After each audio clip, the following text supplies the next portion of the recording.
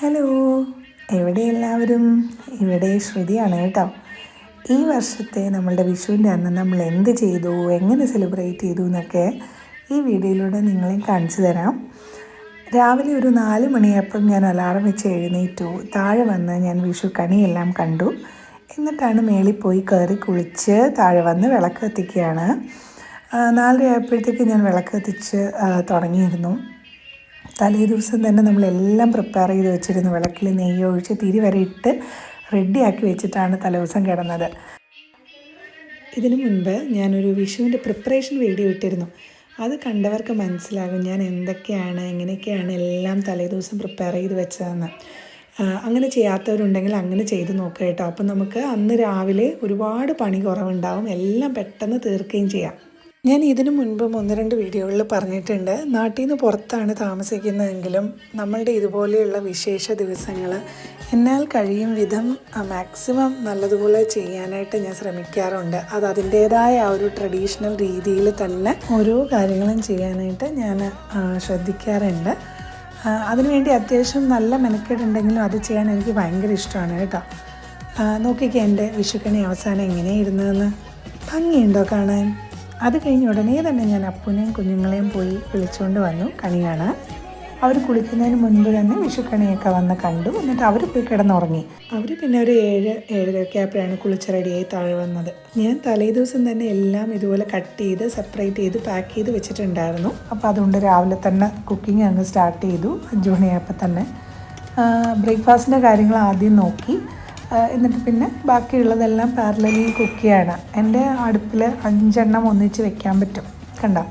അപ്പോൾ അതുകൊണ്ട് 5 ഐറ്റംസ് ഒന്നിച്ചിരുന്ന് അങ്ങോട്ട് ആയിക്കോളും. അത് ഭയങ്കര എളുപ്പമാണ് നമുക്ക്. അതുകൊണ്ട് തന്നെ നമ്മുടെ കുക്കിങ്ങൊക്കെ ഒരു 10:45 ആയപ്പോഴേക്കും എല്ലാം കഴിഞ്ഞിരുന്നു. ചോറ് മാത്രം വെച്ചാൽ മതിയായിരുന്നു 10:45 ആയപ്പോഴേക്കും രാവിലെ. അത് ഈ 5 മണിയായപ്പോൾ തന്നെ ഒന്നിച്ച് ഇത്രയും എണ്ണം ഒന്നിച്ച് അടുപ്പത്ത് വെച്ച് നമുക്ക് ചെയ്യാൻ പറ്റുന്നതുകൊണ്ടാണ്. അതേ സോയ ചങ്ക്സിൻ്റെ ഒരു ഇറച്ചി മസാലയൊക്കെ ഇട്ട് വെച്ച ഒരു ഐറ്റം ഇത്തവണ ഞാൻ ഫസ്റ്റ് ടൈം ട്രൈ ചെയ്യുമായിരുന്നു. അത് സദ്യയിൽ ഫസ്റ്റ് ടൈം ട്രൈ ചെയ്യാണ്.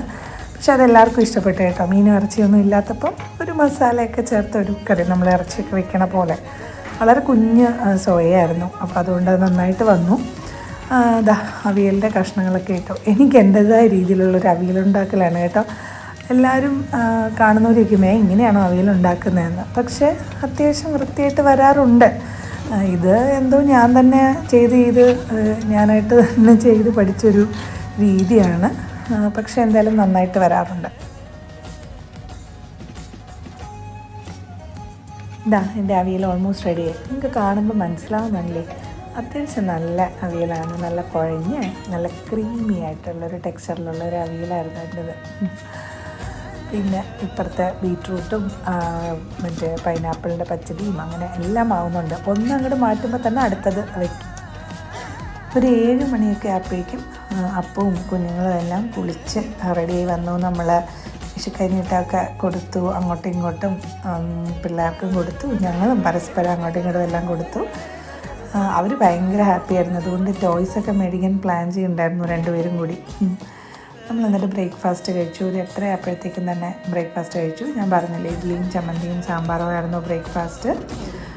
ഇത് പണ്ട് മുതലേ വീട്ടിൽ അമ്മ വിഷുവിനും ഓണത്തിനുമൊക്കെ ഇഡ്ഡലിയും ചമ്മന്തി സാമ്പാറുമാണ്. അല്ലെങ്കിലും 80% നമ്മുടെ നാട്ടിലെ വീടുകളിൽ ഇത് തന്നെയാണ്. എന്നാലും വിഷുവിനും ഓണത്തിനും ഇത് ഇങ്ങനെ തന്നെ ആയിരിക്കും. അതുകൊണ്ട് ഞാനും അതങ്ങനെ തന്നെ ചെയ്തു പോന്നു. ഞങ്ങൾ പിന്നെ ഒന്നിച്ചിരുന്ന് കുറച്ച് ഫോട്ടോസൊക്കെ എടുത്തു. പിള്ളേർക്ക് 2 പേർക്കും ഒരുങ്ങി ഫോട്ടോ ഒക്കെ എടുക്കാനായിട്ട് വലിയ ഇഷ്ടമാണ്. അപ്പൂനെയാണ് ഒരു ഫോട്ടോയ്ക്ക് വിളിച്ചത് തീരെ കിട്ടാത്തത്. ഒട്ടും ഇഷ്ടമല്ല ക്യാമറയിൽ നോക്കാൻ.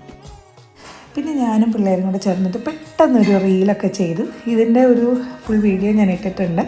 പെട്ടെന്ന് തോന്നിച്ചതാണ്. അപ്പോൾ അവരെ കൊണ്ടും ലാസ്റ്റത്തെ 1 മിനിറ്റൊക്കെ ചെയ്യിച്ച് ഞങ്ങൾ പെട്ടെന്ന് ക്യുക്കായിട്ടൊരെണ്ണം തട്ടിക്കൂട്ടിയതാണ്.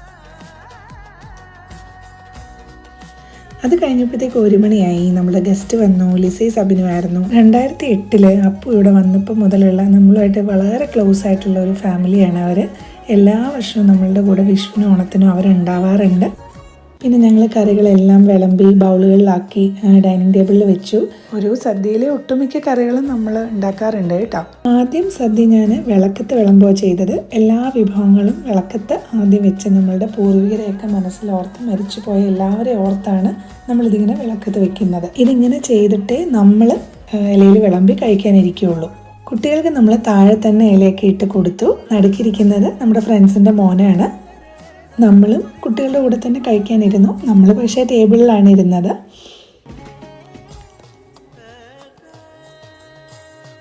കുട്ടികൾക്കിവിടെ കയ്യിൽ കഴിക്കാൻ കിട്ടുന്ന അവസരം വളരെ കുറവാണ്. അതും പ്രത്യേകിച്ച് ഇലയിലൊക്കെ കഴിക്കുന്നത് നമ്മളിങ്ങനെ വിശേഷ ദിവസങ്ങളിൽ മാത്രമല്ലേ ഉള്ളൂ. ഇത് പേപ്പർ ഇലയാണ്. സദ്യയൊക്കെ കഴിച്ച് ഒരു 4 മണി വരെയൊക്കെ ഞങ്ങൾ എല്ലാവരോടും സംസാരിച്ചിരുന്നു. അപ്പോഴാണ് ഓർത്തത് നമ്മളൊരു സെൽഫി എടുത്തില്ലല്ലോ ഒന്നിച്ചെന്ന്. അങ്ങനെ അതും എടുത്തു. വൈകിട്ട് ഒരു 6 മണിയായപ്പോഴേക്കും ഞാൻ പാട്ട് പഠിപ്പിക്കുന്ന കുറച്ച് കുട്ടികളുണ്ട് നമ്മളുടെ വീടിൻ്റെ അടുത്ത് തന്നെ. എല്ലാവരും മലയാളികളൊന്നുമല്ല. അവരെല്ലാവരും ഞാൻ സദ്യ കഴിക്കാൻ വേണ്ടി വിളിച്ചിട്ടുണ്ടായിരുന്നു. അപ്പോൾ അവരെല്ലാവരും വന്നു. ആദ്യം അവരെല്ലാവരും കൂടി കുറച്ച് നേരം കളിച്ചു, ഒന്നിച്ച് നിന്ന്. പിന്നെ എന്തായാലും വന്നതല്ലേ, എല്ലാവരും കൂടി ഇരുന്ന് കുറച്ച് നേരം ഒന്ന് പാട്ട് പാടാമെന്ന് വിചാരിച്ചു.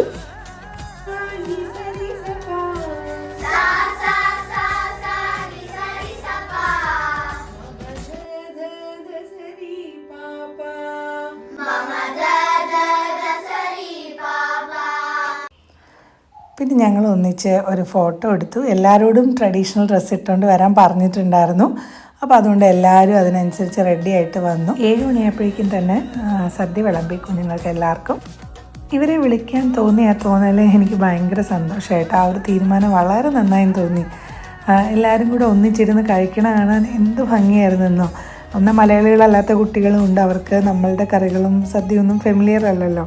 എന്നാലും അവരെല്ലാവരും കൂടെ വർത്താനമൊക്കെ പറഞ്ഞിരുന്ന് ഒന്നിച്ച് ഇലയിൽ കഴിക്കുന്നത് കണ്ടപ്പോൾ ഭയങ്കര സന്തോഷമായിരുന്നു. അങ്ങനെ അവരൊരു 8 മണിയൊക്കെ ആയപ്പോഴേക്കും പോയി. എല്ലാവരുടെയും പേരൻസ് വന്ന് കൊണ്ടുപോയി. നമ്മൾ പിന്നെ നമ്മുടെ ഡിന്നറിലേക്ക് കടന്നു. സദ്യ തന്നെയായിരുന്നു, അത് പറയണ്ടല്ലോ. നമ്മുടെ ഫ്രണ്ട് രഘു സിന്ധും കൂടെ ഉണ്ടായിരുന്നു വൈകുന്നേരം ആയപ്പോഴേക്കും. അങ്ങനെ അവർ ഒന്നിച്ചിരുന്ന് രാത്രിയിലത്തെ സദ്യയും കഴിച്ചിട്ട് 9:30 ആയപ്പോഴേക്കും അവർ പോയി. നല്ല തിരക്കുള്ള ഒരു ദിവസമായിരുന്നു അത്. പക്ഷേ നല്ല സന്തോഷമുള്ള ഒരു ദിവസം. നിങ്ങൾക്ക് എല്ലാവർക്കും തന്നെ സന്തോഷമുള്ള ഒരു ദിവസമായിരുന്നു ഈ വർഷത്തെ വിഷു എന്ന് ഞാൻ വിചാരിക്കുന്നു. ഈശ്വരൻ അനുഗ്രഹിച്ച് എല്ലാവർക്കും എല്ലാ ആഘോഷങ്ങളും സന്തോഷവും സമാധാനവും ആരോഗ്യത്തോടു കൂടിയും ആഘോഷിക്കാൻ പറ്റട്ടെ എന്ന് ആത്മാർത്ഥമായി പ്രാർത്ഥിച്ചുകൊണ്ട് ബാക്കി വിശേഷങ്ങൾ അടുത്ത വീഡിയോയിൽ.